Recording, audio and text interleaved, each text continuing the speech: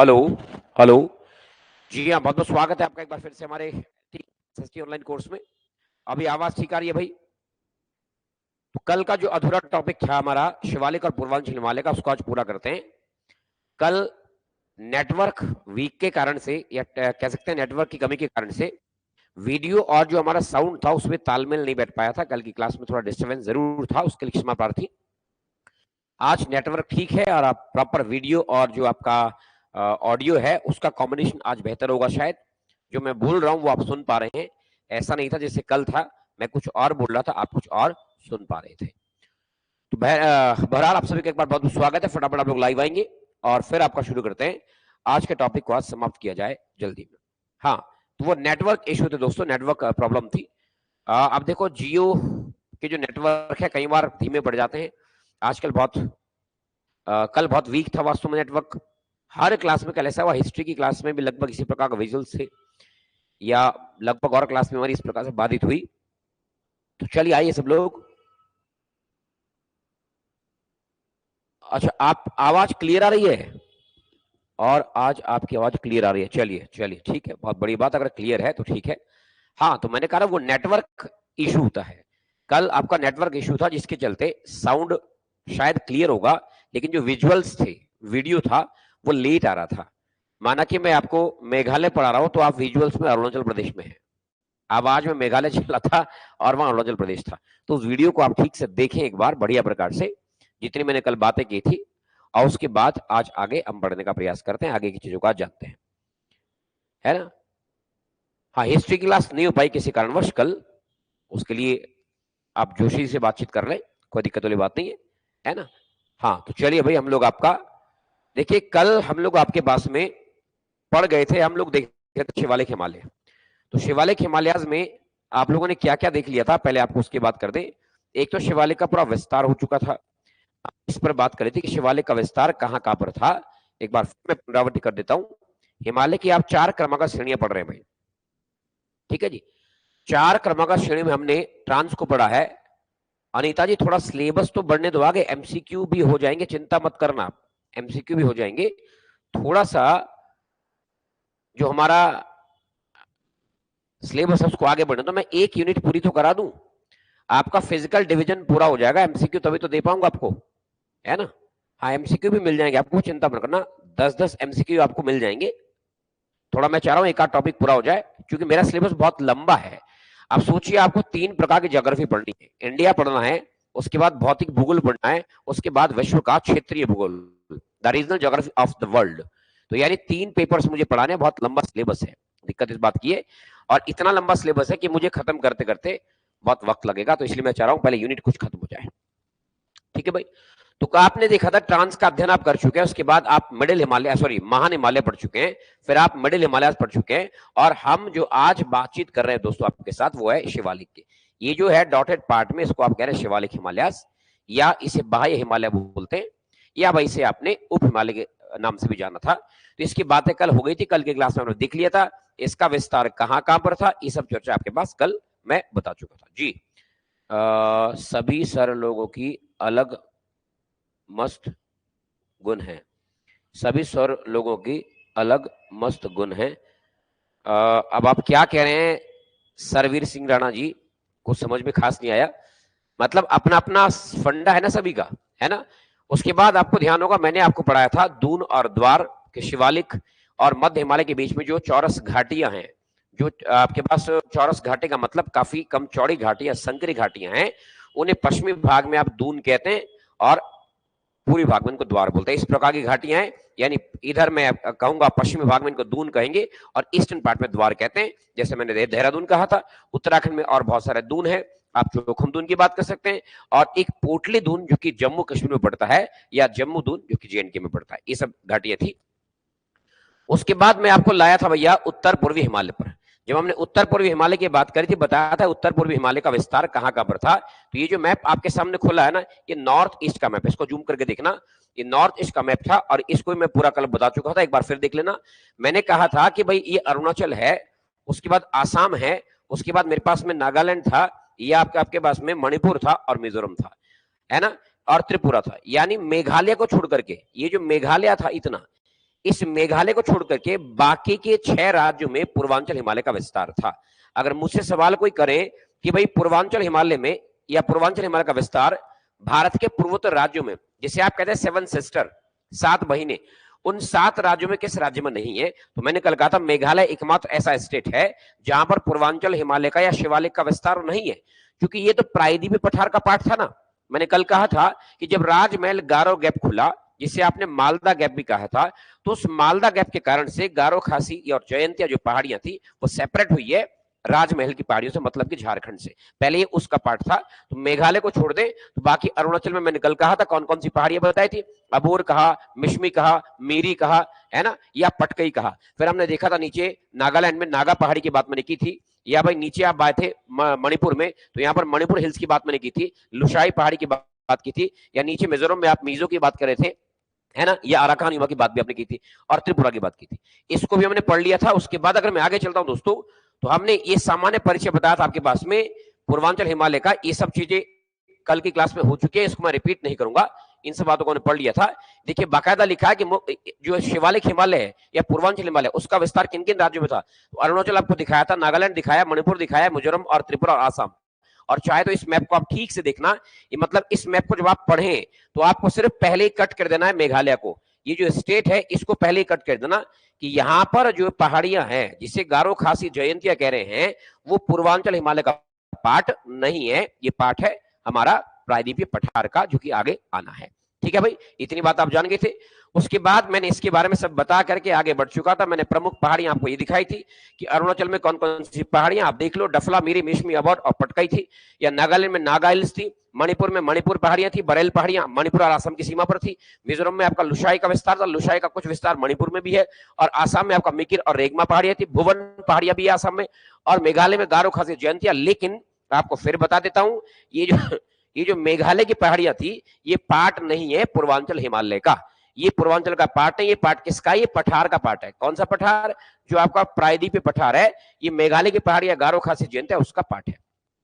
तो यानी अगर मैं सवाल बनाऊं कि निम्न में से कौन सी पहाड़ी पूर्वांचल हिमालय का भाग नहीं है, तो आपको गारो खासी जयंतिया का नाम याद रखना है, ये पूर्वांचल का भाग नहीं था। ये बात मैं पढ़ा चुका हूं, इतना आपको रिवीजन करवाना मेरा उद्देश्य था। फिर मैंने अरुणाचल की बात की थी, जब आप अरुणाचल को देखे थे भैया, मैंने मिश्मी पहाड़ी की बात की थी, मिश्मी लिखा है, इसकी विशेषता क्या क्या थी बता दिया था। फिर पटकई पहाड़ी को पढ़ा था। उसके बाद मैं नागालैंड की बात कर रहा था। मैंने कहा था नागालैंड की सर्वोच्च चोटी सारामती है, और मैंने कहा था सारामती जो है वो संपूर्ण नॉर्थ ईस्ट की हाईएस्ट पीक थी, संपूर्ण पूर्वोत्तर भारत की सबसे ऊंची चोटी थी। इसकी बात भी कर ली थी। फिर आप मणिपुर में आए थे। अब मणिपुर आप जानते हैं एक फेमस राज्य है मणिपुर में भैया, मणिपुर पहाड़ियां इम्फाल चोटी वहां पर थी, और मणिपुर में केबुल लामजाओ झील विद्यमान थी, वो झील की बात भी आगे आप करेंगे भाई, है ना। सर आप बस नोट्स पीडीएफ में भेज देना, बाकी हम लोग पढ़ लेंगे। हाँ बिल्कुल, आप पढ़ते रहो, उसमें क्या दिक्कत है, नोट्स आपको मिल रहा है। और मिजोरम की बात भी हमने कल कर ली थी। तो यानी आज हमको जो सीधा सीधा भैया देखना है। फिर मैंने मेघालय की बात करी थी, मेघालय आपको इस रूप में दिखाया था मैंने, इस टाइप में। देखिए आप मेघालय की स्थिति को देखना, यहाँ पर आपको बाकायदा मैंने बताया था मेघालय के बारे में कि ये जो पोर्शन आपको दिख रहा है, ये पार्ट है मेघालय का पठार का। इसे आप शिलोंग का पठार है, मेघालय का पठार बोल रहे थे। और इधर जो है ना, ये राजमहल पहाड़ियां झारखंड की थी। यानी पहले शिलोंग का पठार और राजमहल एक था, लेकिन बीच में विवर्तनीय घटनाओं के कारण से ये दरार खुली है, जिसको आप गैप कह रहे हैं, भ्रंश कह रहे हैं, फॉल्ट कह रहे हैं, और इस फॉल्ट का नाम मालदा गैप है, या इसे राजमहल गारो गैप किया कहते हैं। जिसके कारण से ये जो मेरा पूरा पठारी पोर्शन है, ये जिसे आप कह रहे हैं शिलोंग का पठार, ये पठार आपके राजमहल हिल से अलग हुआ है। किसके कारण पूछेगा, उसका कारण है मालदा गैप। इसका मतलब क्या है कि गारो खासी जयंतिया, मैंने कल कहा था, ये पार्ट नहीं है किसका? शिवालिक हिमालय का। अब गारो पहाड़ी की बात मैंने की थी, इस पर नोकरिक एक चोटी है, और नोकरिक वर्तमान में एक वन्यजीव अभयारण्य है मेघालय का। या मैंने कहा था खासी पहाड़ी पर मासिनराम पड़ता है, खासी पहाड़ी पर चिरापुंज पड़ता है, खासी पहाड़ी पर शिलोंग पड़ता है ना। तो शिलोंग है, चिरापुंज है, मासिनराम, ये सब खासी पहाड़ी पर आएंगे, और फिर आगे जयंतिया का विस्तार था। इतनी बातें हमने कल देख ली थी। और उसके बाद अगर मैं आगे चलता हूं दोस्तों, तो ये मेघालय की सारी वार्तालाप करने के पश्चात हम जो थे, हम आए थे इस पर, यानी हमारा आज का टॉपिक है हिमालय का प्रादेशिक विभाजन। इसको समझते हैं। देखिए अगर आप हिमालय का प्रादेशिक विभाजन पढ़ते हैं, तो भैया पहले इस मैप को देखना ध्यानपूर्वक। इस मैप को मुझे लगता है आप ठीक से देख पा रहे होंगे। एक चीज समझना मेरे दोस्तों, देखिए हमारे पास में एक विद्वान हुए हैं सिडनी बुराड नाम के, समझना ध्यान से। एक विद्वान हुए सिडनी बुराड। जो सिडनी बुराड है, मैं नाम यहां लिख दे रहा हूं, नाम है विद्वान का, भूगोलवेता का, ज्योग्राफर का नाम है Sydney Burrard. Sydney Burrard, Sydney Burrard ने 1956 में, रेड कलर में लिख देता हूं, शायद रेड ठीक दिख देगा इस पर, नाम है सिडनी बुराड। तो यानी अगर मैं सिडनी बुराड की बात करता हूं, सिडनी बुराड आगे लिखा भी होगा, सिडनी बुराड, सिडनी बुराड जी ने 1956 के आसपास में ये कहा कि हिमालय का जो वर्गीकरण है वो आप रिवर वैली के आधार पर, जो नदी घाटियां हैं उन नदी घाटियों के आधार पर आप हिमालय का वर्गीकरण 4 वर्गों में कर सकते हैं, जिसे कहते हैं आप प्रादेशिक विभाजन, the regional division of Himalayas, कि भैया प्रदेशों के आधार पर या नदी घाटियों के आधार पर या नदी वैलीज के आधार पर आप हिमालय को कितने वर्गों में कैटेगराइज कर सकते हैं। तो सिडनी बुराड साहब ने कहा कि नदी घाटियों के आधार पर आप हिमालय के 4 वर्ग बना सकते हैं। इन्होंने बताया कि अगर मैं इस मैप को देखूं कि भाई, इन्होंने कहा माना ये मेरे पास में सिंधु नदी है, इंडस रिवर है, इन्होंने कहा सिंधु से लेकर के इधर को बड़ी सतलुज नदी, सिंधु और सतलुज के बीच का जो हिमालय है, ये जो पोर्शन दिख रहा है ना, इसे आप पंजाब हिमालय या कश्मीर हिमालय के नाम से जान सकते हैं। इन्होंने कहा कि सिंधु नदी से लेकर के सतलुज का जो हिमालय पड़ेगा, इसे आप पंजाब हिमालय कहो या इसे आप हिमाचल हिमालय कहो या इसे आप कश्मीर हिमालय कहो, ये एक बराबर बात होना चाहिए। इसके अलावा इन्होंने बताया कि अगर मैं ये सतलुज नदी से लेकर के इधर को आता हूं, माना काली नदी तक, यहां पर बढ़ रहा है काली रिवर, और आप जानते हैं जो काली नदी है वो नेपाल और उत्तराखंड की सीमा है। इन्होंने कहा इसके बीच का जो हिमालय होगा ना, उसे आप कहेंगे कुमाऊं हिमालय, वो कुमाऊं हिमालय के रूप में जाना जाएगा। फिर इन्होंने कहा कि अगर मैं काली नदी से लेकर के जाता हूं तिस्ता रिवर तक, तिस्ता जो सिक्किम की नदी है, तो काली और तिस्ता के बीच का जो हिमालय है उसे आप कहेंगे नेपाल हिमालय, वो नेपाल हिमालय। फिर इन्होंने कहा कि अगर आप तिस्ता नदी से ब्रह्मपुत्र तक जाते हैं एकदम ईस्ट में, तो भैया तिस्ता और ब्रह्मपुत्र के बीच का जो हिमालय है उसे आप असम हिमालय या वही है पूर्वांचल हिमालय, असल में उसे पूर्वांचल हिमालय का नाम दिया जाएगा। कहने का मतलब सीधा ये हुआ, सिडनी बुराड साहब क्या बता रहे हैं, इसको देखना ध्यान से। सिडनी बुराड जी ने ये बताया, उनका स्टेटमेंट ये आया कि भाई अगर मैं हिमालय का ग्राफ कुछ ऐसे बनाऊं, उन्होंने कहा हिमालय का जो प्रादेशिक विभाजन है वो इस रूप में ठीक होगा, ज्यादा बढ़िया आपको लगेगा इस रूप में। इन्होंने माना कि अगर मैं इस रिवर को, जो रिवर यहां लिखी है, जो नदी आप देख रहे हैं, मैं इसको नाम लिख रहा हूं माना इंडस, ये सिंधु नदी है, ये भैया सिंधु रिवर है। अब इन्होंने बताया कि सिंधु के साथ में अगर मैं यहां पर भैया सतलज रिवर को दिखा दूं, यानी मैं इसका नाम लिख रहा हूं सतलज, मैं इसे सतलज रिवर मान रहा हूं, ये मेरे पास सतलज नदी है। फिर आगे मैं चलता हूं, आगे एक और रिवर में बनाता हूं, इन्होंने कहा इसके बाद आएगा काली रिवर। मैंने कहा माना ये काली नदी है, मैं इसको काली नदी नाम दे रहा हूं, हरे पेन से लिख रहा हूं, तो इसको हरी नदी मत कह देना। और फिर इन्होंने कहा कि अगला जो पार्ट हमारे पास में होगा उसे आप कह रहे हैं ये जो हिमालय है, इसे मैंने कहा माना यहां नदी में लिख रहा हूं आपके पास में तिस्ता, मैं इसको लिख रहा हूं तिस्ता, ये तिस्ता रिवर है, और इधर लास्ट में जो रिवर है वो ब्रह्मपुत्र है, इसे हम कहेंगे ब्रह्मपुत्र नदी या ब्रह्मपुत्र नदी। इसका मतलब ये हुआ, ये जो पहला पोर्शन था मैं इसको पंजाब हिमालय कह सकता हूं, यानी इसे इन्होंने नाम दिया है पंजाब हिमालय, पंजाब हिमालय कहो या कश्मीर हिमालय कहो या हिमाचल हिमालय कहो। फिर जो पार्ट 2 है इसे आप कह सकते हैं कुमाऊं हिमालय, इसे मैंने कहा कुमाऊं हिमालयास, इसे कुमाऊं हिमालय का नाम जानेंगे। फिर जो पार्ट 3 है इसे आप कह सकते हैं नेपाल हिमालयास, और जो पार्ट 4 है इसे आप कह सकते हैं असम हिमालय, इसे असम हिमालय कहो, या तो भाई इसी को आप पूर्वांचल हिमालय कह रहे हैं जो पीछे आपने पढ़ा था। यानी ये जो हिमालय का वर्गीकरण है, इसे मैं कह रहा हूं इसका जनक है सिडनी बुराड। यानी सवाल बनता है कि भैया हिमालय के प्रादेशिक विभाजन का जनक किसे माना जाता है, तो जनक है सिडनी बुराड, इसे मैं कह रहा हूं प्रादेशिक विभाजन। ये जो विभाजन आपने किया ना, ये हिमालय का प्रादेशिक विभाजन है भाई, इसे मैं कह रहा हूं हिमालय का प्रादेशिक विभाजन, हिमालय का प्रादेशिक विभाजन।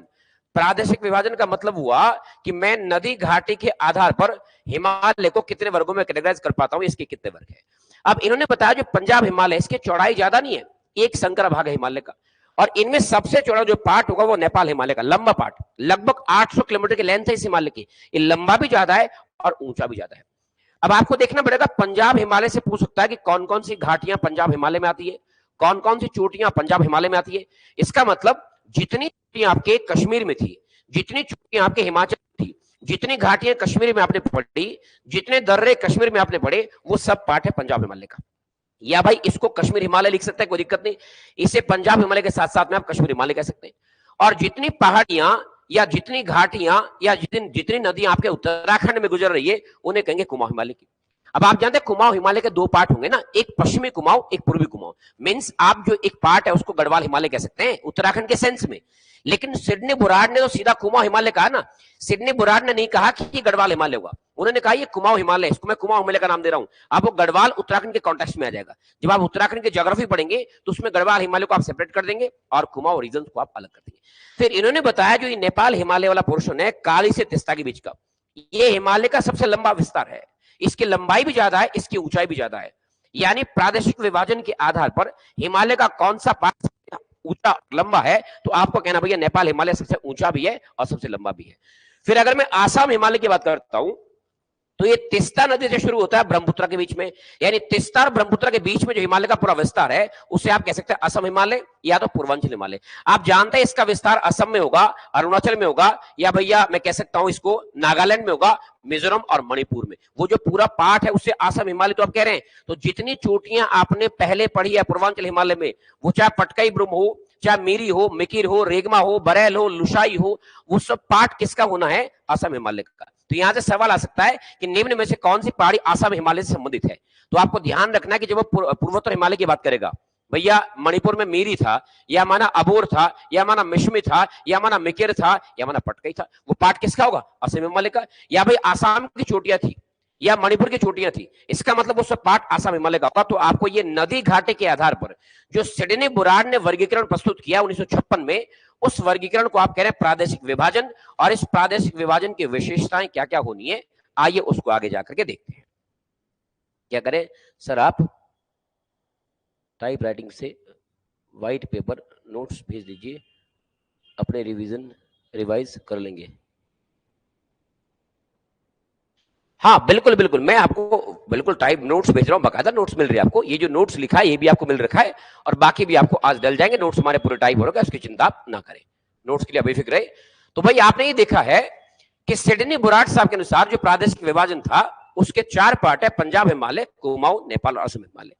तो अगर माना मैं बात करता हूं आपके पास, अभी मैंने इसको समझा भी बताया कि ये जो वर्गीकरण आप देख पा रहे हैं इसके जनक सिडनी बुराड़ साहब है।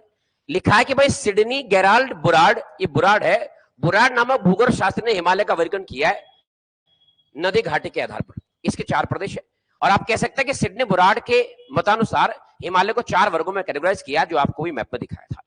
आप जानते हैं इनमें से पहला हिमालय पंजाब या कश्मीर हिमालय आप कह रहे हैं, और मुझे पता है कि पंजाब और कश्मीर हिमालय का जो विस्तार था वो आप जानते हैं। आपको एक पॉइंट याद रखना है कि भैया सिंधु नदी से लेकर के जो सतलज नदी है, सिंधु और सतलज के बीच का पूरा विस्तार है, उसको मैं कह रहा हूं पंजाब या कश्मीर हिमालय। अब आपको पता है इसकी स्थिति, पहला पॉइंट अगर आपसे पूछता है अवस्थिति कि पंजाब हिमालय कहां से कहां तक विस्तृत है, तो मुझे पता है सिंधु नदी से लेकर के सतलज के बीच में। और इसकी आपको याद रखेंगे लंबाई 560, अर्थात अगर मैं लंबाई की बात करता हूं तो भैया पंजाब हिमालय जो विस्तृत है वो 560 किलोमीटर की लंबाई में फैला हुआ है। इंपॉर्टेंट बात है। दूसरी बात, अगर विस्तार आपसे पूछे कि पंजाब हिमालय का विस्तार किन किन स्टेट्स में है, तो आप जानते हैं पंजाब हिमालय का विस्तार कहां पर होगा? भैया J&K में भी होगा और हिमाचल प्रदेश में भी होगा। देखिए पंजाब में तो हिमालय है ही नहीं ना, पंजाब तो मैदानी भाग है ना, लेकिन नाम उसको पंजाब हिमालय दिया सिडनी बुराड़ से। तो आप ये मत समझना कि सिडनी बुराड़ के अनुसार पंजाब हिमालय का विस्तार पंजाब में, नहीं, पंजाब हिमालय का विस्तार हिमाचल और कश्मीर में होगा, क्योंकि नदी घाटियां जो है ना सिंधु और सतलुज के बीच है, और सिंधु और सतलुज के बीच का जो हिमालयाज है उसे बुराड़ साहब ने पंजाब हिमालय या तो कश्मीर हिमालय का, या तो इसको हिमाचल हिमालय भी कह सकते हैं, और उसका विस्तार 2 स्टेट में होगा, मतलब एक यूटी है और एक राज्य है। ये जम्मू कश्मीर वर्तमान में केंद्र शासित प्रदेश है भाई, और ये हमारे पास में हिमाचल प्रदेश है। तो एक राज्य और एक यूटी में सिडनी बुराड़ के अनुसार पंजाब हिमालय का विस्तार है। आप देखिए, अगर मैं पूछूं आपसे प्रमुख दर्रे कौन कौन से हैं जो पंजाब हिमालय में आएंगे, सवाल बन सकता है। पीछे आपने दर्रे पढ़ी रखे हैं ना, तो भैया जोजिला दर्रा था, पीर पंजाल दर्रा था, या काराकोरम दर्रा था, ये और प्रमुख जो महान हिमालय के दर्रे थे। या अगर मैं प्रमुख घाटियां आपसे पूछता हूं तो आप देख पा रहे हैं कश्मीर घाटी इसी हिमालय में आती है और पठानकोट घाटी इसी हिमालय में आती है। अगर मैं आपसे पूछूं कि भैया प्रमुख हिमनद या ग्लेशियर्स कौन से ऐसे हैं जो ग्लेशियर आपके विद्यमान होंगे पंजाब हिमालय में, तो सियाचिन का नाम आप ले सकते हैं, बाल्टोरा का नाम ले सकते हैं, बियाफो का नाम ले सकते हैं, हिस्पर या हिस्पार का नाम ले सकते हैं। ये वो ग्लेशियर्स थे जो आपके ग्रेटर हिमालयस के आसपास थे या ट्रांस हिमालय में थे। लेकिन आपको याद रखना है कि प्रादेशिक विभाजन के आधार पर ये सारे जो ग्लेशियर्स है ये पंजाब हिमालय का हिस्सा होंगे।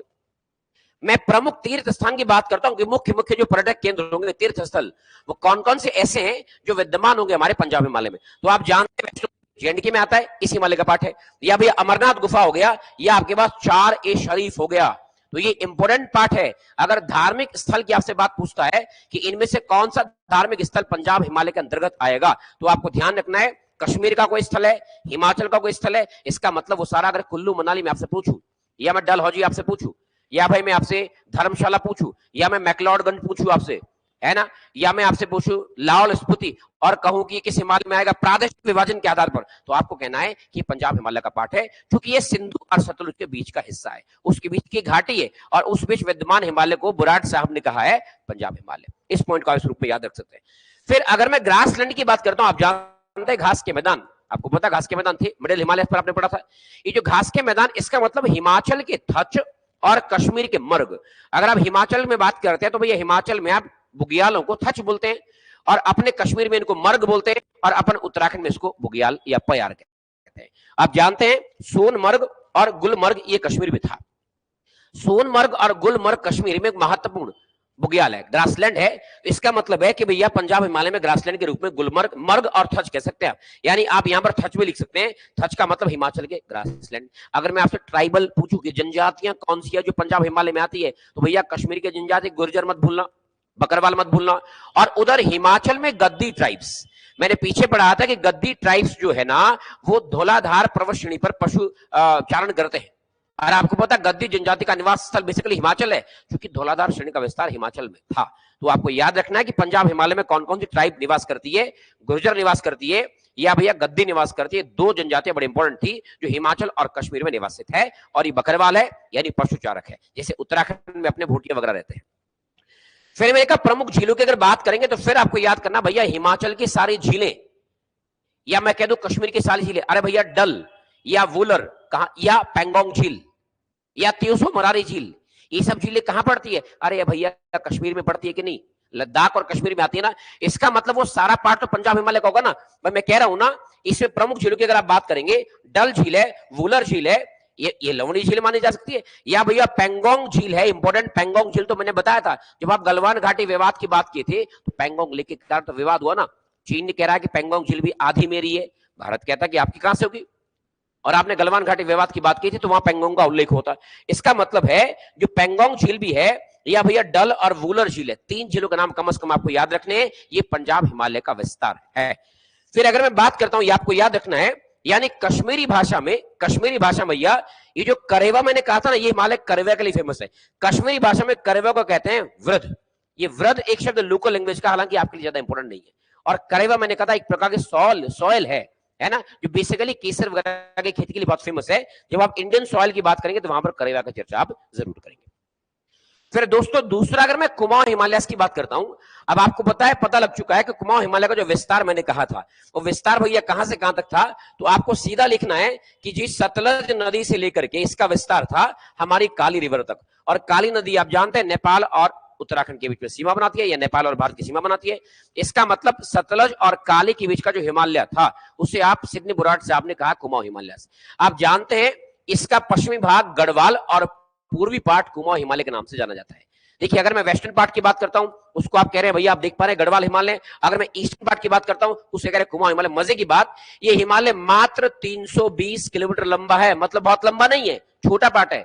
देखिए वो तो 560 था, ये तो मात्र 320 है, तो यहाँ पर लंबाई हिमालय के ज्यादा नहीं है। लेकिन आपको ध्यान रखना है कि अपने उत्तराखंड में जो हिमालय है उसे सिडनी बुराट साहब ने कुमाऊं हिमालय का नाम दिया था। अब प्रमुख चोटियां, तो क्या दिक्कत है, उत्तराखंड की सारी चोटियां आपको याद करनी है। भैया आप बद्रीनाथ की बात कर लो, केदारनाथ की बात कर लो, त्रिशूल की बात कर लो, माना की बात कर लो, गंगोत्री की बात कर लो, यमुनोत्री, हेमकुंड साहिब, नंदा देवी या कामेट, जितने उत्तराखंड के पहाड़ है, गढ़वाल हो या कुमाऊं हो, उत्तरकाशी का हो या पिथौरागढ़ का हो, वो सारे पहाड़ किस हिमालय के पार्ट होने, कुमाऊं हिमालय के, प्रादेशिक विभाजन के आधार पर। जब आप बात करते हैं जो डिवीजन है हिमालय का, वो रीजन्स के आधार पर किया गया है, वो रिवर वैलीज के आधार पर किया गया है। तो उस आधार पर आप उस जितनी उत्तराखंड की पर्वत श्रेणियां होनी है, चोटियां होनी है, या पिकनिक स्पॉट, मैं कहूं मसूरी किस हिमालय का भाग होगा तो कुमाऊं हिमालय कहेंगे आपके नहीं। आप ये मत सोचना कि गढ़वाल में है, गढ़वाल में नो डाउट, लेकिन मैंने कहा ना सिडनी बुराट जी ने उसको कुमाऊं हिमालय नाम दिया है। वो गढ़वाल और कुमाऊं आप उत्तराखंड के कॉन्टेक्स्ट में पढ़ेंगे, लेकिन भारत के भूगोल के सिनेरियो के रूप में सिडनी बुराट साहब कह रहे हैं भैया वो कुमाऊं हिमालय का हिस्सा है। मैं गढ़वाल कुमाऊं नहीं जान रहा हूं, मैं तो उसको कुमाऊं हिमालय का दर्जा दूंगा, है ना। दूसरा, अगर माना ये प्रमुख नदियों की बात करेंगे तो उत्तराखंड की सारी नदियां ले लो। देखिए ना, आपके गंगोत्री ग्लेशियर से गंगा निकलती है, या भाई यमुनोत्री से आपका यमुना नदी निकलती है, या पूरे 5 प्रयाग, देव प्रयाग, रुद्र प्रयाग, कर्ण प्रयाग, विष्णु प्रयाग, नंद प्रयाग, ये 5 प्रयाग भी किस हिमालय का भाग होने हैं, कुमाऊं हिमालय के भागों ने सिडनी बुराड़ के अनुसार। ये बेसिक बात है जो आपको पता है। या झीलों की बात करता हूं, अरे भैया नैनीताल की सारी झीलें, उत्तराखंड की सारी झीलें, आप नैनी झील कहो या उत्तरकाशी की कोई झील कहो, जितने उत्तराखंड के भूगोल में आप झीलें पढ़ेंगे ना, आपको याद रखना है वो सारी झीलें कुमाऊं हिमालय का पार्ट है।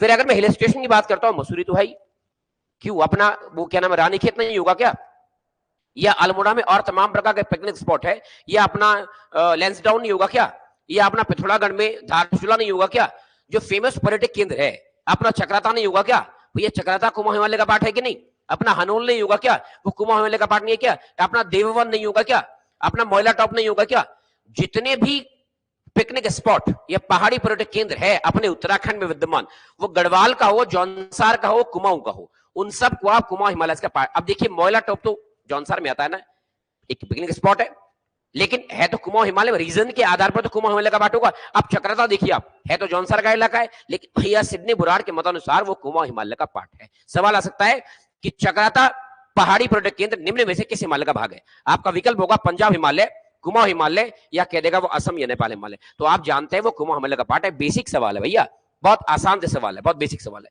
अच्छा, दर्रों की बात करेंगे तो उत्तराखंड के सारे दर्रे, भाई नीति हो, माना हो, लिपुलेख हो, कितने दर्रे आपके उत्तराखंड में हैं, उन सब दर्रों को आप यहां पर स्टडी कर सकते हैं, है ना। प्रमुख घाटियां देखो, दून आप जानते हैं भैया, देहरादून और हरिद्वार।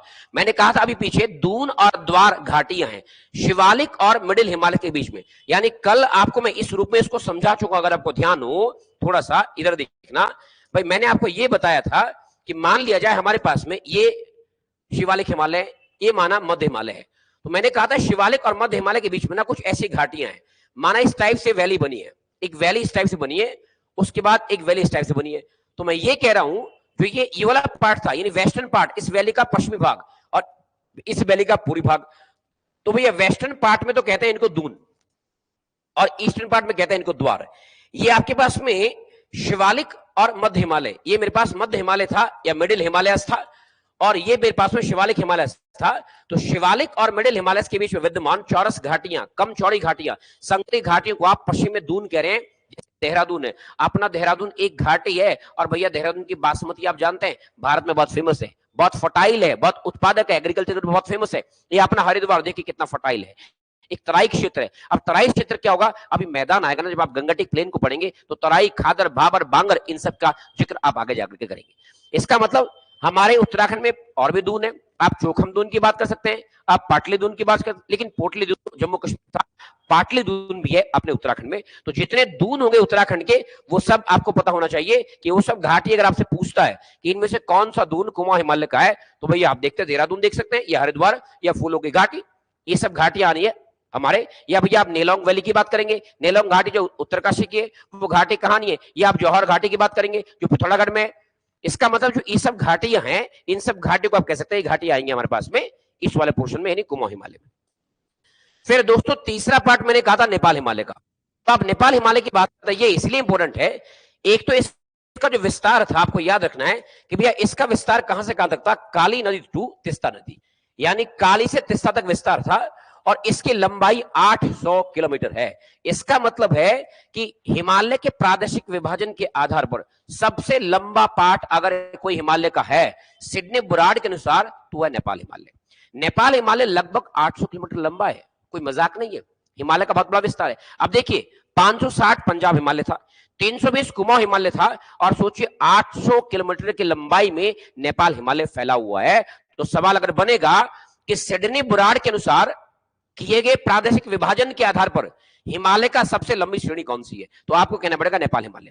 नेपाल हिमालय सबसे लंबा है, चूंकि 800 किलोमीटर की लंबाई है भाई, और मजे की बात ऊंचाई भी सर्वाधिक है, क्योंकि आप देखेंगे माउंट एवरेस्ट इसी हिमालय का हिस्सा होगा, उसके बाद में कंचनजंगा इस हिमालय का हिस्सा होगा। तो हिमालय के जो ऊंची चोटी है वो नेपाल हिमालय में विद्यमान है। बाकायदा बता स्थिति काली नदी से लेकर के तिस्ता तक बता दी मैंने। और भाई आप जानते हैं प्रमुख नदी तो आपको पता है तिस्ता होनी है इस हिमालय की, क्योंकि काली तो बॉर्डर बना रही है, तो मेजर नदी कौन होगी, तिस्ता इस हिमालय की। अच्छा अगर मैं बात करता हूँ घाटी की, तो भैया काठमांडू घाटी को मत भूलना, और सिक्किम की चुम्बी घाटी मत भूलना, वो भी इसी वाले पोर्शन का पार्ट हो जाएगा, है ना। इसके अलावा अगर मैं बात करता हूँ प्रमुख दर्रों की, तो भैया आप देखेंगे सिक्किम का नाथुला दर्रा क्यों भूलेंगे, और सिक्किम का झेलेपला दर्रा क्यों भूलेंगे। आपने पढ़ा था नाथुला और झेलेपला दर्रा तिब्बत के साथ ये व्यापारिक मार्ग थे, हमने इस बात को पढ़ लिया है। तो अगर ये दर्रे दोनों आपसे पूछेंगे किसका पार्ट है, नेपाल या सिक्किम हिमालय, या इसको दार्जिलिंग हिमालय भी कह सकते हैं, इसका मतलब है जो हमारे पर्यटक केंद्रों की बात आएगी ना, तो अगर मैं गंगटोक की बात करूं तो गंगटोक किस हिमालय का हिस्सा हुआ, नेपाल हिमालय का। मैं कहूंगा काठमांडू किस हिमालय का भाग हुआ, नेपाल हिमालय का। या मैंने मैं पोखरा, नेपाल में एक पोखरा बहुत शानदार पर्यटक केंद्र है, कभी आप जाएंगे घूमने नेपाल तो पोखरा बहुत शानदार झील है, पर्यटक केंद्र है। या पशुपतिनाथ आप जानते हैं, या माना अपना दार्जिलिंग यार, बंगाल का चाय के लिए बड़ा फेमस है, आप जानते हैं दार्जिलिंग एक पर्वतीय पर्यटक केंद्र है और वो हिस्सा है नेपाल हिमालय का। सुनने में बड़ा अचरज लगता है कि वो तो बंगाल में है तो नेपाल हिमालय का पार्ट कैसे हुआ। अरे भाई, सिडनी बुराड साहब ने उसको नेपाल हिमालय का नाम दिया है। जो काली नदी से लेकर के तिस्ता के बीच का क्षेत्र हिमालय का, उसको वो नेपाल हिमालय कह रहे हैं। इसका मतलब है कि हम दार्जिलिंग को कह सकते हैं इस हिमालय का पार्ट है।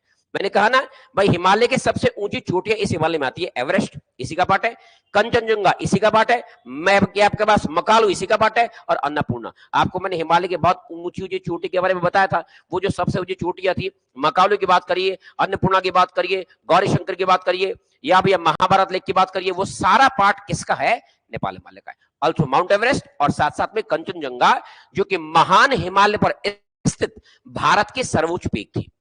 इंडिया की सर्वोच्च पीक नहीं है। देखिए, हिमालय पर भारत के सर्वोच्च पीक मैंने पहले भी कहा था गॉर्डन ऑस्टिन है, लेकिन महान हिमालय पर भारत की अगर हाईएस्ट पीक की आप बात करते हैं तो वो कंचनजंगा थी, जो सिक्किम में स्थित है, और वो पार्ट है नेपाल हिमालय का। इस बात को आप जानते हैं। इसके इतर भैया मैंने कहा आपको, देखिए विशेष ये है कि भाई लेप्चा जनजाति जो सिक्किम में निवास करती, निवास क्षेत्र में सिक्किम में, और ये चाय के बागान में खेती करते हैं। तो लेप्चा ट्राइब्स एक और इंपॉर्टेंट पॉइंट है। जैसे आपने देखा था कि पंजाब हिमालय में गद्दी और गुर्जर ट्राइब्स निवास करती थी, जिनका मुख्य व्यवसाय था एनिमल रेयरिंग अर्थात पशुपालन। उसी प्रकार से लेप्चा नामक जनजाति निवास करती है नेपाल हिमालय में। बेसिकली कहां पर, सिक्किम में। लेप्चा जनजाति का जो मूल निवास स्थान है वो सिक्किम में, और ये खास काम करते हैं चाय बागानों के लिए, बड़े फेमस है। ये चाय बागानों में काम करते हैं। आप जानते हैं चाय बागानों के लिए आपको सस्ते श्रमिकों की आवश्यकता होती है। लेप्चा लोग हैं बट काम कर लेते हैं, मजदूरी कर लेते हैं। तो चाय की पत्तियां चुनने के लिए, जब आप चाय पढ़ेंगे ना भारतीय कृषि में, तो आप देखेंगे चाय की पत्तियां चुनने के लिए हमें चाहिए होते हैं, लेप्चा लोग मिल रहे हैं सिक्किम में। इसलिए इलायची बहुत शानदार सिक्किम में होता है। इलायची प्रोडक्शन के लिए सिक्किम बहुत फेमस है। चाय का उत्पादन होता है। क्या दार्जिलिंग में चाय नहीं होती है? तो दार्जिलिंग चाय के लिए जानते हो कौन जाता है, मजदूरी लेप्चा जाते हैं। तो लेप्चा ट्राइब्स सिक्किम में निवासित है, और ये नेपाल हिमालय के सबसे प्रमुख एक जनजाति, एक ट्राइब, आपको याद रखना है ना। फिर दूसरी बात अगर मैं करता हूं भैया, हमारे पास में अंतिम पार्ट आएगा असम हिमालय का। अगर आप असम हिमालय की बात करते हैं तो मैंने अभी कहा, जब आप इसकी स्थिति की बात करते हैं कि भैया इसकी स्थिति कहां से कहां तक है, तो आपको बताया तिस्ता नदी को पकड़ो और वह सीधा जाओ ब्रह्मपुत्र के पास। इसका मतलब ब्रह्मपुत्र नदी से लेकर के तिस्ता के बीच में लगभग 720 किलोमीटर की लंबाई में इसका विस्तार है। तो अगर आपसे मैं क्रम पूछूं तो सबसे लंबा नेपाल हिमालय 800, सेकंड स्थान पर आएगा असम हिमालय 720, थर्ड पर आएगा पंजाब या कश्मीर हिमालय यानी 560, और फिर सबसे छोटा हिमालय लंबाई के आधार पर कौन होगा, कुमाऊं हिमालय, जो मात्र 320 किलोमीटर की लंबाई में फैला हुआ है ना। ये लंबाई के आधार पर क्रम आपसे पूछ सकता है। इसका क्रम आप बना ले कि पहले नेपाल आएगा, फिर असम आएगा, फिर पंजाब आएगा, सबसे आखिर में अपना कुमाऊं हिमालय का स्थान आता है। दूसरी बात दोस्तों, मैंने कहा भाई इसकी चोटी की अगर बात करते हैं तो भैया जितनी चोटियां हैं ना नॉर्थ ईस्ट में, नामचा बारवा है, या पटकाई ब्रुम थी, या अबोर, मिश्मी, रेगमा, बरेल, लुशाई, सारामती, नागा पहाड़ियां, कितनी पहाड़ियां आपको कल बताइए, वो सब पहाड़ियां किसका पार्ट होना है, असम हिमालय का होना है। नदियों की बात करते हैं तो भैया ब्रह्मपुत्र नदी है, और ब्रह्मपुत्र की जितनी सहायक है, अभी पढ़ेंगे जन नदी, आप लोहित नदी की बात करिए, आप सुबनसिरी की बात करिए, आप धनसिरी की बात करिए, आप बराक नदी की बात करिए, ये जो सारी नदी है ना, ये ब्रह्मपुत्र के ट्रिब्यूटरी होनी है, ब्रह्मपुत्र की सहायक होनी है। तो इन सब नदियों को आप मानेंगे कि असम हिमालय की प्रमुख नदियां हैं। आप चाहे तो ब्रह्मपुत्र की बात करो, चाहे तो लोहित की बात करो, चाहे तो दिहांग की बात करो, चाहे तो दिबांग की बात करो। हालांकि दिहांग नदी ब्रह्मपुत्र का ही नाम है।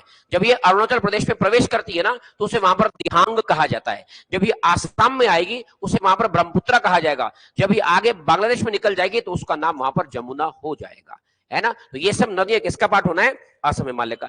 इसके बाद अगर मैं बात करता हूं दोस्तों, मैं अगर आगे बात करता हूं तो आप जानते हैं भैया अपार जल विद्युत उत्पादन क्षमता इस हिमालय में बिल्कुल है, क्योंकि आप देखते हैं ब्रह्मपुत्र नदी एक मैं कह सकता हूं बड़े वेग के साथ आती है, जिसके कारण नॉर्थ ईस्ट में पूरी जो जलापूर्ति है या पूरा जो विद्युत आपूर्ति है वो इस नदी पर डिपेंड है ना। अगर जनजातियां से पूछूं कि असम हिमालय की मुख्य जनजातियां कौन कौन सी है, देखिए डफला ट्राइब्स भी है, डफला पहाड़ी भी है, कहां पर, अरुणाचल प्रदेश में। अबोर पहाड़ी का नाम भी है और अबोर जनजाति भी है भैया। मिश्मी पहाड़ी का नाम भी है, मिश्मी जनजाति भी है। और ये मोनापा जनजाति है, मोनापा अरुणाचल प्रदेश में। या भाई दूसरी बात आपको याद करना है, डफला पहाड़ी का नाम भी है, जनजाति का नाम भी है, अरुणाचल में। अबोर पहाड़ी भी है, जनजाति भी है। या मिश्मी पहाड़ी भी है, जनजाति भी है। बाकी बोडो जनजाति आपने सुना होगा। बोडो लोग कहां रहते हैं, आसाम में। वो क्या वहां के जनजाति नहीं है, स्थानीय लोग है। तो आपसे ट्राइब्स पूछ सकता है कि कौन कौन जनजाति आसाम हिमालय में निवासित है। तो दोस्तों डफला याद रखना, अबोर, मिश्मी, साथ में मोनपा, साथ में आप वो क्या नाम है बोडो ट्राइब्स को याद रख सकते हैं। अच्छा समस्या ये है कि भैया ये जो नॉर्थ ईस्ट का हिमालय था, बेसिकली आसाम हिमालय, यहां पर झूम खेती बहुत होती है। मैंने कल कहा था झूम खेती का मतलब जहां पर ट्राइब्स ज्यादा रहते हैं ना, जनजातियां ज्यादा रहती है। अब जनजातियों के पास क्या ना, जनजाति किस प्रकार के, एक तो हुआ कि भाई जनजाति ने अपना स्थायी निवास वहां बना लिया है। कुछ जनजातियां जिनका काम पशुचारण करना होता है, जैसे गुर्जर लोग आते हैं ना कश्मीर में, या हिमाचल में गद्दी लोग हैं, उनका काम क्या, पशुपालन करना। तो भैया वो क्या करेंगे, अगर माना एक स्थान चारागाह खत्म हो गया तो कहीं थोड़ा ना रहेंगे, वो उस स्थान को छोड़ करके थोड़ा आगे बढ़ जाएंगे किसी और स्थान पर, वहां पर जंगलों की झाड़ियां साफ करेंगे, फिर जब वहां रहेंगे तो खेती भी करेंगे। और उस खेती से दिक्कत क्या होती है ना, एनवायरमेंट को बड़ी क्षति हो रही है। अब आप पेड़ पौधे आग लगा करके जलाएंगे, फिर खेती करेंगे, 6 महीने बाद कहेंगे हम तो यहां से छोड़ के आगे जा रहे हैं, फिर आप पूरे जंगलों का विनाश कर रहे हैं। उससे क्या दिक्कत हो जाएगी भैया, जब आप जंगलों का विनाश करेंगे ना तो इरोजन की समस्या उत्पन्न होगी। बोले तो अपर्दन, कटाव होगा, लैंड का ज्यादा रेनफॉल हुआ, वर्षा हुई और पूरी भूमि कट गई। और कटाव की समस्या एक बड़ी समस्या है। तो मैं कह सकता हूं अपर्दन की समस्या, और मैं कह सकता हूं पर्यावरण अवनयन का शिकार, अगर इन सभी हिमालयों में सर्वाधिक कोई है तो है असम हिमालय। क्योंकि यहां पर ये जो अबोर या मिश्मी या मीरी जनजाति है ना, इनका काम है झूम खेती करना। ये स्थान बदल बदल करके खेती करते हैं। अब यहाँ खेती करी, 6 माह बाद फिर आगे खेती करी, फिर थोड़ी आगे खेती। इनका काम है शिफ्टिंग कल्टीवेट करना। और आप कह सकते हैं ये इस हिमालय की मेजर प्रॉब्लम्स है। मैंने कहा ना झूम कृषि एवं मृदा अपर्दन। अरे भैया मृदा अपर्दन, सॉइल इरोजन, मृदा का कटाव क्यों हो रहा है? मृदा कटाव के पीछे झूम खेती का रीजन है कि नहीं? भैया आप झूम खेती करना छोड़ दो ना, मृदा कटाव क्यों होगा? जब आप पेड़ लगे रहने देंगे, आप वृक्षारोपण ज्यादा करेंगे, पेड़ ज्यादा होंगे, तो मृदा का कटाव कम होगा, बाढ़ थोड़े ना आएगी, नहीं कटाव होगा। लेकिन यहां पर क्या है, झूम खेती। हर जगह देखो तो आप पेड़ काटे जा रहे हैं। जब आप झूम खेती करेंगे तो जंगलों को आग लगाएंगे, पेड़ काटेंगे, उससे क्या समस्या उत्पन्न हो जाएगी? लैंड इरोजन की, मृदा अपरदन की। और मृदा अपरदन एक बड़ी विकट समस्या है असम हिमालय की। और इस समस्या को रिजॉल्व करने का एक तरीका है कि जो जनजातियां ना, अगर वो ये कल्चर छोड़ दे, वो स्थानांतरित खेती छोड़ दे। आप जानते हैं भारत में स्थानांतरित खेती ऐसा नहीं कि केवल असम में ही होती है या अरुणाचल में होती है, बहुत जगह होती है। राजस्थान जाइए, राजस्थान में बहुत ऐसे ट्राइबल लोग हैं जो खेती करते हैं, जिसको वहां पर बतरा और वालरा कहा जाता है। आप केरला जाइए, जब आप पढ़ेंगे प्रायद्वीपीय पठार, जब आप केरला में अन्नामलाई की पहाड़ी का आप पाएंगे अन्नामलाई की पहाड़ी पर एक जनजाति निवास करती है, मुपला।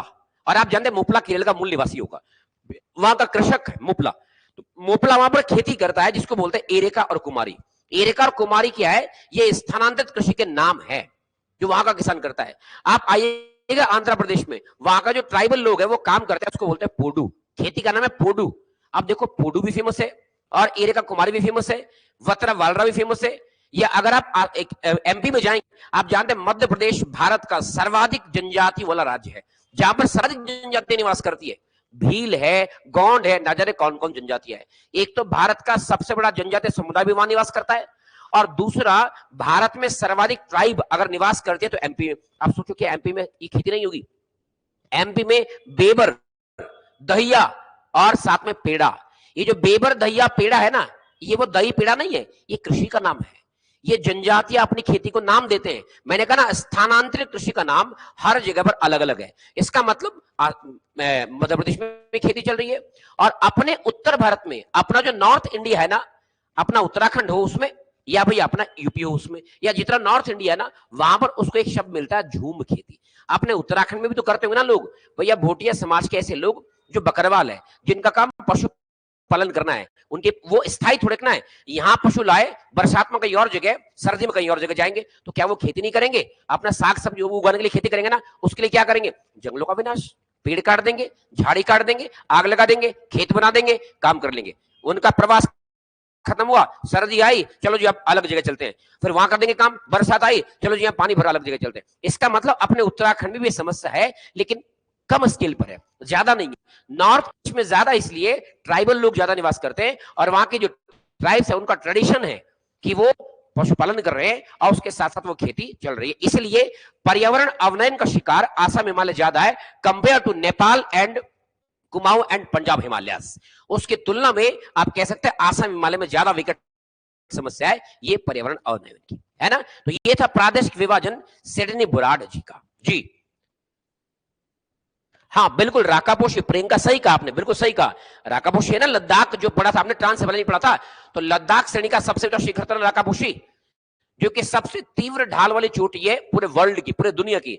उससे तीखा ढाल मतलब 90 डिग्री पर थी। तो राकापोशी तो भाई पंजाब हिमालय में आएगी ना, वो तो कश्मीर में थी, इसका मतलब पंजाब हिमालय का पार्ट है बात की नहीं। तो इतनी बातें आपको पढ़नी है भैया इंपॉर्टेंट। जो प्रादेशिक विभाजन था उसमें आपको ये सब चीजें जाननी थी। उम्मीद करता हूं कि आप क्लियर हुआ होगा आपका प्रादेशिक विभाजन जो सिडनी बुराड साहब ने आपको प्रदान किया है। तो ये सब विशेषताएं जो है ना, ये आपको याद होनी चाहिए प्रादेशिक विभाजन की, ठीक है भाई।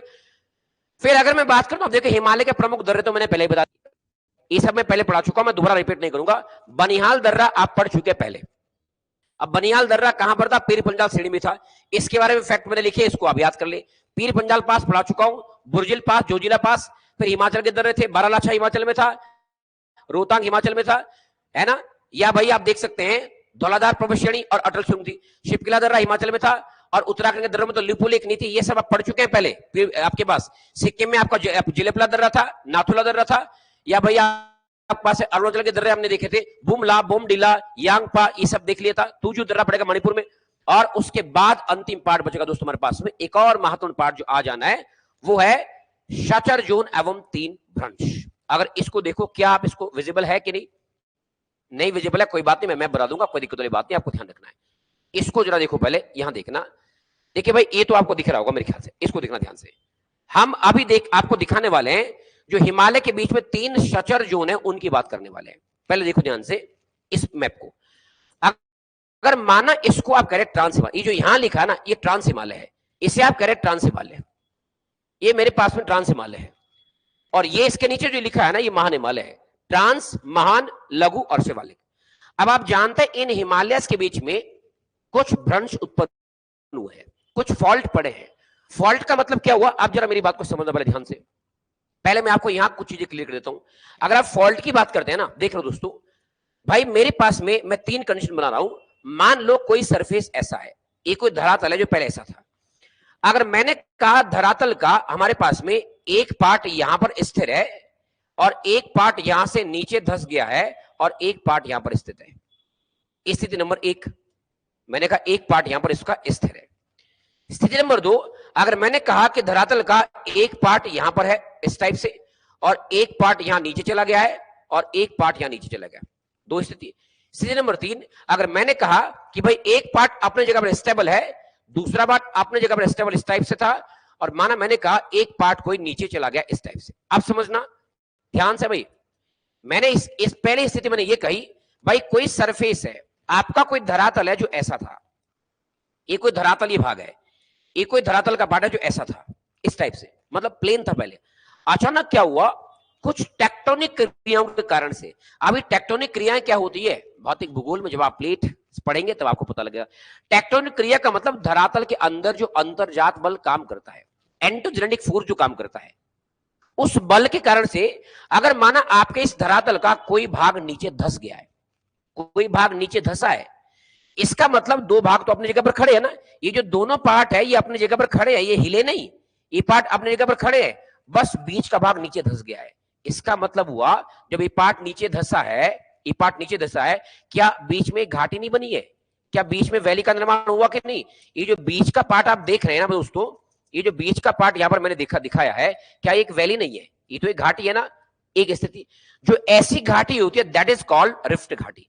इसे आप कहते हैं रिफ्ट घाटी, इसे बोलते हैं रिफ्ट वैली आप, या तो इसे कहते हैं भ्रंश घाटी, इसे कहते हैं भ्रंश घाटी, क्योंकि बीच में जो दरार बनी ना इसको बोलते हैं भ्रंश। और ऐसे भ्रंश आपके हिमालय में है।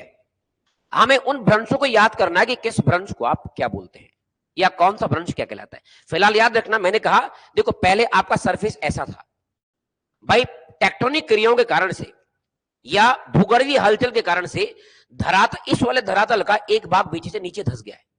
जब नीचे धंस जाएगा तो बीच में घाटी बनेगी और इस घाटी को आप कहेंगे रिफ्ट घाटी या भ्रंश घाटी।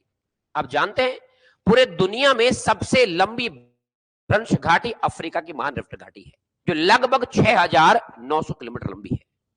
उसके बाद जर्मनी की राइन नदी की घाटी, उसके बाद भारत में एक घाटी पड़ती है नर्मदा नदी की घाटी, उसके बाद अमेरिका की डेथ वैली जिसको मृत घाटी कहा जाता है। ये दुनिया की रिफ्ट घाटियां इंपॉर्टेंट है।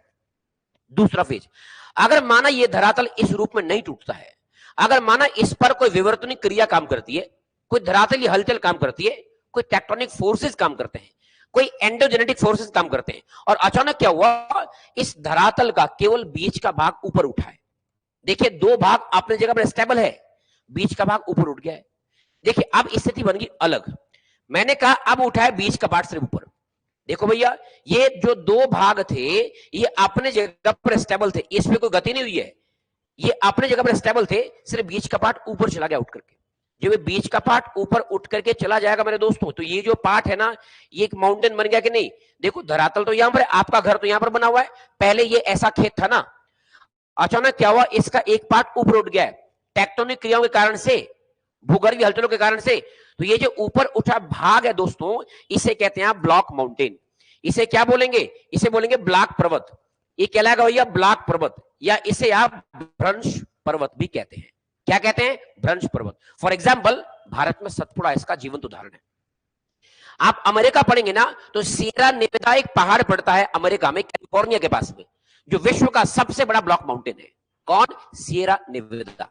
अगर आप जर्मनी में जाएंगे ना तो वहां ब्लैक फॉरेस्ट मिलेगा, वहां वॉसेज मिलेगा, वहां जूरा मिलेगा स्विट्जरलैंड में।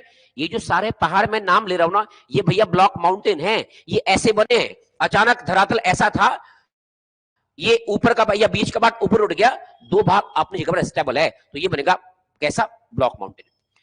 तीसरी स्थिति ऐसी है, अगर माना आपको मैं ये कहूं आप धरातल आपका ऐसा था, देखिए यहां पर क्या हुआ, धरातल का ये बीच का पार्ट नीचे धंसा तो बन गई रिफ्ट घाटी। यहां पर क्या हुआ, बीच का पार्ट ऊपर उठा बन गया ब्लॉक माउंटेन।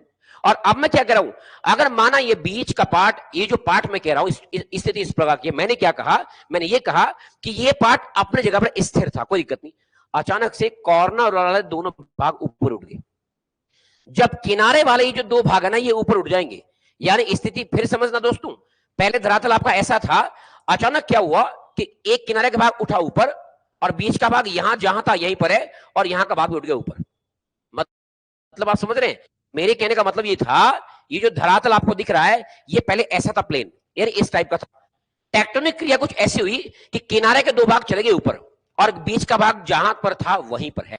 इसका मतलब क्या हुआ, इसका मतलब यहां पर घाटी बनी कि नहीं, ये घाटी है, that is called ramp valley, इसे कहते हैं रैंप घाटी। और मत भूलना दोस्तों भारत में जो ब्रह्मपुत्र नदी की घाटी है ना वो किसका उदाहरण है, तो आप कहोगे भैया ब्रह्मपुत्र की घाटी रैंप घाटी का उदाहरण है। याद रखेंगे ब्रह्मपुत्र नदी रिफ्ट घाटी में नहीं बहती है, ब्रह्मपुत्र की घाटी है रैंप वैली। और मजे की बात बताऊं, भारत में एकमात्र ब्रह्मपुत्र की घाटी है। नर्मदा की घाटी क्या है, रिफ्ट, नर्मदा बैठी है ऐसी घाटी में, उसे कहते हैं रिफ्ट वैली। या जर्मनी की राइन नदी की घाटी कैसी घाटी है, रिफ्ट वैली, वो बहती है ऐसी घाटी में। लेकिन याद रखना दोस्तों ये जो घाटी मैंने बनाई ना दैट इज रैंप वैली, और रैंप वैली में भारत में ब्रह्मपुत्र की घाटी है।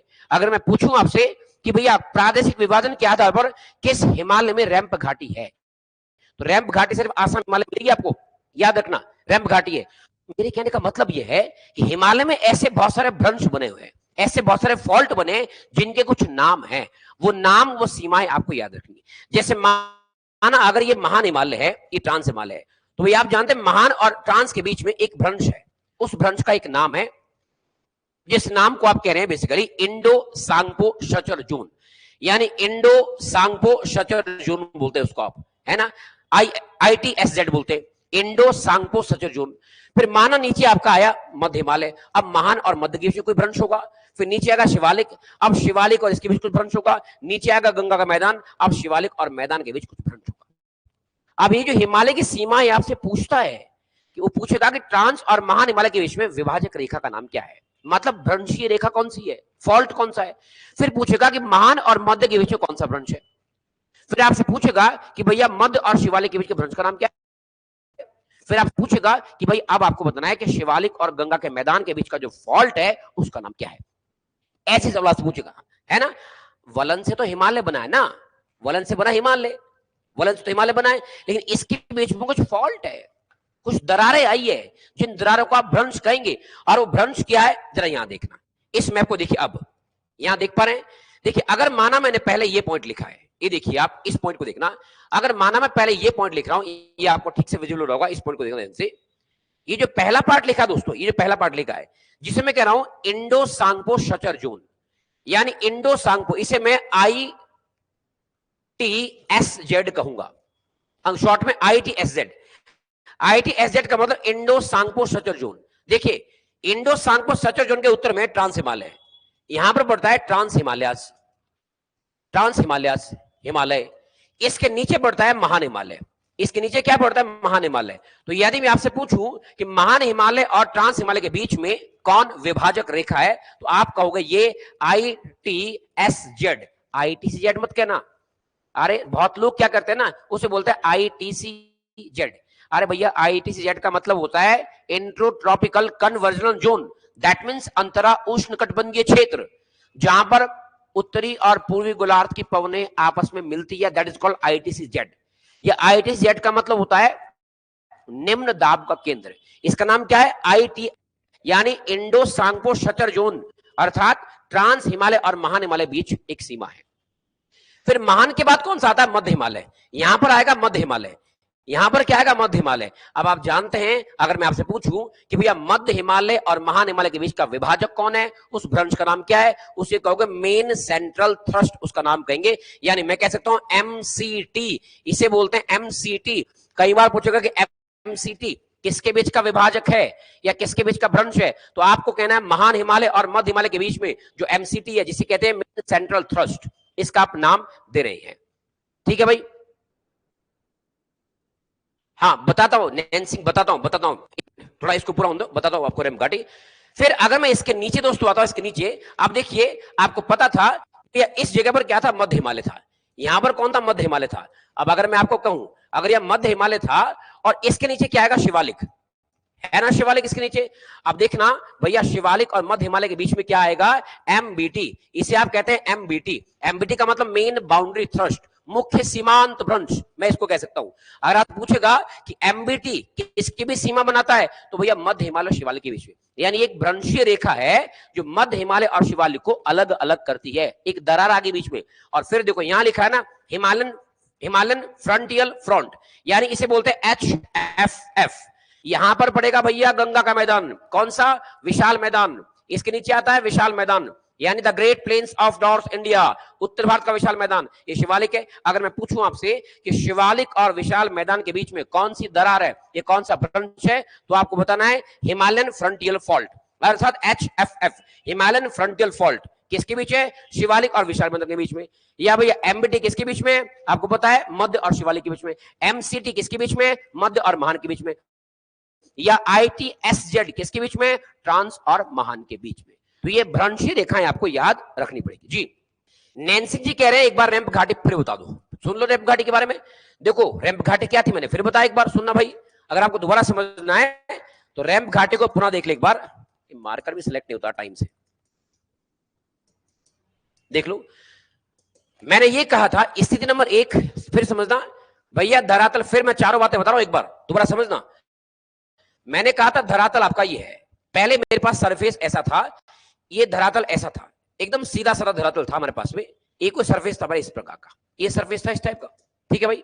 अब अचानक से क्या हुआ, इस धरातल का एक भाग नीचे चला गया, यहां का पार्ट आ गया नीचे, अंदर धस गया, टेक्टोनिक क्रियाओं से भाग नीचे धस गया।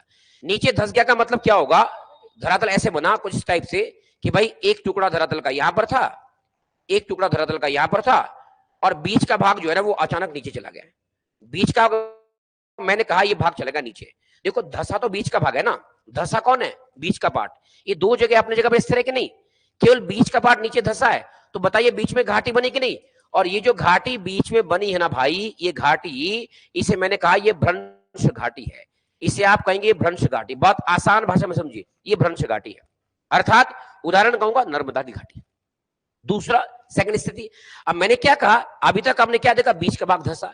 अब अगर मैं कहूं इसी टुकड़े का अगर विवर्तनिक क्रियाओं से, धरातलीय क्रियाओं से अगर सिर्फ ये बीच का भाग ऊपर उठ जाएगा और ये पार्ट ऊपर उठ गया तो दो भाग तो स्टेबल है। मतलब अगली स्थिति क्या बनेगी, मैं ये कहूंगा, माना मैंने कहा कि भाई हमारे पास में कोई एक पार्ट ये है, सरफेस का एक पार्ट ये था, माना एक पार्ट सरफेस का ये था और अचानक से एक पार्ट चला गया ऊपर, यानी कुछ इस प्रकार की विवर्तनिक हलचलें हुई कि एक पार्ट सरफेस का ऊपर उठ गया। और जब ये ऊपर उठ गया तो मैंने कहा था इसे कहेंगे आप ब्लॉक माउंटेन, इसे क्या बोलेंगे आप, इसे बोलेंगे ब्लॉक माउंटेन या भ्रंश पर्वत इसको बोलते हैं। जैसे मैंने कहा था ब्लैक फॉरेस्ट, मैंने कहा था वॉसेस, मैंने कहा था जूरा, मैंने कहा था सतपुड़ा, है ना। अब सुनिए रैंप घाटी, नैनसिंग, जब रैंप घाटी की बात करते मैंने क्या बताया, मैंने कहा अगर ऐसा हो, ये जो सरफेस आपका था, फिर समझना, भ्रंश घाटी में बीच का पार्ट नीचे धंसा, ब्लॉक पर्वत में ऊपर उठा, रैंप घाटी में क्या होगा, धरातल का ना तो बीच का पार्ट नीचे जाएगा ना तो ऊपर का पार्ट ऊपर जाएगा, सिर्फ जो किनारे वाले पार्ट धरातल के थे ना, अचानक वो पिलर ऊपर उठ गए। भाई मेरे पास एक कलम है ना, ये पेन या पेन दिख रहा है, या कोई मैं और वस्तु ले लूं जो आपको दिखे, विजिबल हो। माना मैंने कहा मेरे पास में ये एक टुकड़ा है, मैंने कहा ये एक टुकड़ा है कागज का, है ना, दिख रहा है, ये धरातल है। अगर अचानक से यहां का पार्ट उठ जाए ऊपर, यहां का पार्ट उठ जाए ऊपर, जब ये दोनों पार्ट ऐसे ऊपर उठ जाएंगे ना ऐसे, तो बीच का भाग तो वही है ना जहां था, उठे तो किनारे के भाग है ना, तो बीच में घाटी बनी कि नहीं, इस घाटी को आप रैंप वैली बोलेंगे, रैंप। और अगर ऐसा हुआ, कैसा, धरातल ऐसा है सीधा, अचानक से नीचे से एक कागज नीचे चला गया, ऐसे नीचे का भाग नीचे खींच गया, तब भी घाटी बनी। और अगर ऐसा हुआ बीच का भाग अचानक ऊपर उठ गया, यहां से उठ गया, तो पर्वत बनेगा ना, जिसे बोलेंगे ब्लॉक पर्वत। आप इसका मतलब मैंने क्या कहा, मैं आपको यही तो कह रहा हूं भाई, मेरा लेखनी कहां गई यार, हाँ मैंने आपको यही तो कहा, मैं ये कह रहा हूं ऐसा हुआ कि भैया ये साइड के भाग उठे ऊपर, बीच का भाग अपनी जगह पर है। इसका मतलब उठा तो ये ना, मैं ये लिख रहा हूं, मैं इसको ये लिख दूंगा आपको इजी करने के लिए, ये ऊंचा उठा भाग है, ये ऊंचा उठा भाग है। लाल मार्कर क्यों सिलेक्ट हो रहा है, क्या दिक्कत होगी इसमें, मैंने कहा ये ऊंचा उठा भाग है, ये ऊंचा उठा भाग है, ऊंचा उठा भाग है, इधर भी ऊंचा उठा भाग है, और ये भाग अपनी जगह पर स्थिर है। तो ये जो घाटी बनी है ना, इसे रैंप वैली आप कहेंगे। बाकी जब आप आगे पढ़ेंगे ना, अभी भौतिक भूगोल आने, तो मैंने कहा ना जो आपको भूगोल का असली आनंद है ना, भौतिक भूगोल में आएगा। भैया जब पृथ्वी निर्माण चलेगा, जब सौर मंडल चलेगा, जब वायुमंडल चलेगा, जब चक्रवात चलेंगे, जब वर्षण चलेगा, मजा तो वहां है ना, जब अपर्दन चलेगा। अब इंडियन ज्योग्राफी फैक्टों से भरी हुई है और सवाल ज्यादा आपको फैक्चुअल आएंगे। अभी आपको मैं परिवहन पढ़ाऊंगा तो गाड़ी तो पढ़ानी है भाई, कौन सी रेल चली कहां तक, कौन सी बस चली कहां तक, तो यहाँ पर कॉन्सेप्ट कम है। ये कॉन्सेप्ट मैंने सिर्फ इसलिए बताया ताकि आप समझ पाओ घाटी का मतलब। और ये हमारे पास में घाटियां हैं, रिफ्ट घाटी या भाई रैंप घाटी, तो इनको आप समझ सकते हैं कि रैंप घाटी ऐसे बनी है, रिफ्ट घाटी ऐसे बनी है, या ब्लॉक माउंटेन इस प्रकार से बना होगा। ये सब बातें जब आप अंतरजात और बहिर्जात बल पढ़ेंगे आगे जाकर के, तो वहां पर इनको समझाया जाएगा और ठीक प्रकार से आप इनको जानेंगे। हिमालय के बीच के आपके पास भ्रंश थे। फिर अंतिम पार्ट अगर मैं कहूँ, अब भैया हिमालय का महत्व भारत के लिए क्या है, ये पूरा एक लेख है। अगर मैं हिमालय के महत्व की बात करता हूं, देखो सबसे बड़ा महत्व, सोचिए अगर भारत के उत्तर में हिमालय ना होता तो शत्रु सीधे अटैक कर जाते भारत पर। पहला सवाल, शत्रुओं से रक्षा करता है, मतलब सुरक्षा दीवार है। दूसरा महत्व, अगर हिमालय ना होता हमारे उत्तर में, तो साइबेरिया में चलने वाली जो ठंडी ठंडी पवन है ना, वो सर्दियों में भारत के लोगों की हड्डियां कपा देती, हड्डियां। इतना ठंड पड़ जाती भारत में कि बर्फोयांश बन जाता भारत, तो उन ठंडी पवनों को रोकती है। दूसरा, जो यहां से मानसूनी पवनें जाती है उसको भी रोकती है। अगर हिमालय को ऊपर से काट दो ना, खुरपी लेके हटा दो, पूरा भारत मरुस्थल बन जाएगा, वर्षा सारी चीन में होगी, भारत में नहीं होगा। इसका मतलब मानसून के लिए भी हिमालय इंपॉर्टेंट है और ठंडी पवनों को रोकने हिमालय का महत्वपूर्ण योगदान है। इसके अलावा मैं कह सकता हूं दोस्तों, आप जानते हैं हिमालय में तमाम प्रकार के ग्लेशियर्स हैं, जिन ग्लेशियर से भारत की जलापूर्ति होती है। अरे ग्लेशियर्स है तो हिमालय से क्या निकलती है, सतत वाहिनी नदियां। सतत वाहिनी नदियों का मतलब जिनमें हमेशा पानी रहता है। आप देखो साउथ की नदियों की हालत देखो, आप जैसे गर्मी पड़ती है ना, साउथ के लोग पानी के लिए तरसते हैं, नदी में पानी सूख जाता है, अपना तो मजा है, ग्लेशियर पिघल रहे हैं, पानी आ रहा है। तो सतत वाहिनी नदियों की वजह से आप जान रहे हैं भैया एक तो यहाँ की नदियों में झरने ठीक ठाक बनते हैं, जल विद्युत का उत्पादन हिमालय की वजह से है, या भैया पेयजल का संकट नहीं आ रहा उसकी वजह हिमालय, या मैंने कहा कि अन्य जल क्रीड़ाओं का माध्यम हिमालय, क्योंकि यहाँ पर सतत वाहिनी नदी आपके लिए मिल रही है। और दूसरा अगर मैं कहूं सिंचाई है तभी तो कृषि है, और हिमालय है तभी तो सिंचाई है, महत्वपूर्ण है। या भाई मैं कह सकता हूं, आप जानते हैं हमारे पास में जो हिमालय की अगर मैं बात करता हूं, जैव विविधता के दृष्टिकोण से संपन्न है। यार कितने सारे घने वृक्ष है, देवदार से लेकर के चीड़ से लेकर के, मतलब कॉनकेव फॉरेस्ट जो हमारे पास में कोणधारी वन है उसका हिमालय में जमा हो रहा है, और उन वनों में तमाम प्रकार की औषधियां, तमाम प्रकार की जड़ी बूटियां विद्यमान है। ये भी आपका हिमालय का एक हमारे पास महत्व हो सकता है। या आप देखते हैं देवदार की लकड़ी कितना कीमती होती है और घरों में लोग इस्तेमाल करते हैं, पूरे जौनसार तो देवदार की लकड़ी से भरा हुआ है, महत्वपूर्ण है। इसके अलावा मैं कह सकता हूं भैया कृषि के दृष्टिकोण से हिमालय फेमस है। अगर कृषि के दृष्टिकोण की बात करेंगे तो जो शिवालिक और मध्य हिमालय के बीच की घाटियां थी ना, जिन्हें पश्चिम में आप दून कहते थे या पूर्व में द्वार कहते थे, बताइए दून घाटी किसके लिए फेमस है? बासमती के लिए। भैया देहरादून की बासमती ना पूरे भारत में फेमस है। या जो हमारा द्वार है वो तराई क्षेत्र है, और तराई क्षेत्र आप जानते हैं कृषि के लिए कितना उपयुक्त होता है। भैया हरिद्वार और यूएस नगर में जाके देखिए आप कैसे पटाल होता है बिछे हुए, धान ही धान, गेहूं ही गेहूं। हमारे पास तो कुछ खेती नहीं है, तराई क्षेत्र में जाओ तो खेती का मजा आपको वहां देखने को मिलेगा। इसका मतलब कृषि के दृष्टिकोण से भी आपका हिमालय महत्वपूर्ण है। अच्छा उत्तर में देखो, जो उत्तर पहाड़ी प्रदेश है, हिमाचल में क्या मिलता है? लाल रंग का सेब। कश्मीर में कहावत सुनिए, कश्मीरी सेब सिंदूरी लाल होते हैं, क्या स्वाद है। चक्राता जाओ, सेब नहीं मिलता क्या ऊपर, चक्राता के ऊपर त्यूनी साइड में। या आप इधर जाओ उत्तरकाशी हरसिल में, अल्मोड़ा में जाओ तो भैया जो बागवानी खेती है ना, जिनमें सेब है, खुबानी है, आड़ू है, या कह सकते हैं आप नाशपाती, अखरोट है ना। तो देखिए इतनी सारी बागानी खेती आपको हिमालय प्रदान कर रहा है, तो क्या इसका महत्व भारत के लिए कम हो गया है? और ये सब बातें भैया मैंने यहां पर लिख रखी है बाकायदा, आप इनको सबको पढ़ करके महत्व हिमालय के यहां समझ सकते हैं। और आप कह सकते हैं कि भारत के लिए हिमालय एक वरदान है। अगर हिमालय ना होता तो बहुत सारी चीजें आपके पास विद्यमान नहीं रहती, है ना। तो मैं समझूंगा कि हिमालय मेरी तरफ से हो गया समाप्त। और अब हम जो अगली क्लास पढ़ेंगे यानी सोमवार को, वो आएगा टाइप नंबर 2, उत्तर भारत का विशाल मैदान, यानी गंगेटिक प्लेन ऑफ इंडिया। पहले मैदान को देखेंगे जिसमें आप खादर, बांगर, भाबर और तराई मैदानों को पढ़ेंगे। गंगा का मैदान पढ़ना है, सिंधु का मैदान पढ़ना है, और साथ में राजस्थान का मैदान पढ़ना है। इसके बाद हम देखेंगे सिंधु के मैदान में जो दोआब है, 5 दोआब, बारी दोआब, विश्व दोआब, रचना दोआब और चाज दोआब। उन दोआबों की क्या स्थिति है? वो दोआब क्या होता है? दो नदियों के बीच विद्यमान फर्टाइल मतलब उत्पादक लैंड को बोलते हैं दोआब। अब वो 5 दोआब पंजाब में कहां पर स्थित है? सवाल बनेगा कि विश्व दोआब किन नदियों के बीच में, बारी दोआब किन नदियों के बीच में, या रचना दोआब किन नदियों के बीच में, या चाज दोआब किन दो नदियों में स्थित है, उसकी बात करेंगे आप। फिर जब आप ये मैदान पूरा पढ़ जाएंगे, ऊंचाई के आधार पर गंगा के मैदान का वर्गीकरण करना है, उसको देखेंगे। या भैया कण के आधार पर मैदान का वर्गीकरण करना है। और फिर जब आप मैदान पढ़ जाएंगे तब जाएंगे हम प्रायद्वीपीय पठार में, तब आएगा पठार, तब देखेंगे आप दक्षिण भारत की पहाड़ियां और पर्वत, वहां के पठार। और फिर जाएंगे आप तटवर्ती मैदान पर, कोस्टल प्लेन पर, क्या है सौराष्ट्र का तट, क्या है कोंकण का तट, क्या है मालाबार का तट, क्या है कोरोमंडल, क्या है काकीनाडा, क्या है उत्तरी सरकार तट। उसके बाद आएंगे आइलैंड्स, द्वीप समूह, लक्षद्वीप और इधर अंडमान निकोबार, यानी अरब सागर के द्वीप और बंगाल की खाड़ी के द्वीप। तब जाकर के आपका एक यूनिट खत्म होगी, यहां पर होगा एक यूनिट खत्म। तो लंबा है लेकिन बड़ा फैक्चुअल बहुत है, फैक्ट बहुत है, पता नहीं सवाल कहां से आएगा। तो हम प्रयास करेंगे कि सारे फैक्ट्स आपके किसी न किसी प्रकार से कवर हो, है ना। चलिए दोस्तों, तो आज के लिए इतना काफी है दोस्तों। बहुत बहुत धन्यवाद आपका, बहुत बहुत धन्यवाद आपका। अगर आपको क्लास ठीक लगी है, बहुत ही बेहतरीन। बाकी नोट्स मैंने, सर जी नोट्स भेज दीजिए इस टॉपिक के। डियर, इस टॉपिक के नोट्स आपको अभी मैं जा रहा हूं, क्लास के तुरंत बाद आपको नोट्स अपलोड कर देंगे। नोट्स आपके पास आ जाएंगे, आप पढ़िएगा, आनंद लीजिएगा। और किसी प्रकार की समस्या होती है तो आपके लिए हम हाजिर है। मुलाकात करते हैं सोमवार को। नमस्कार, धन्यवाद, जय हिंद, जय भारत। स्वागत है भाई।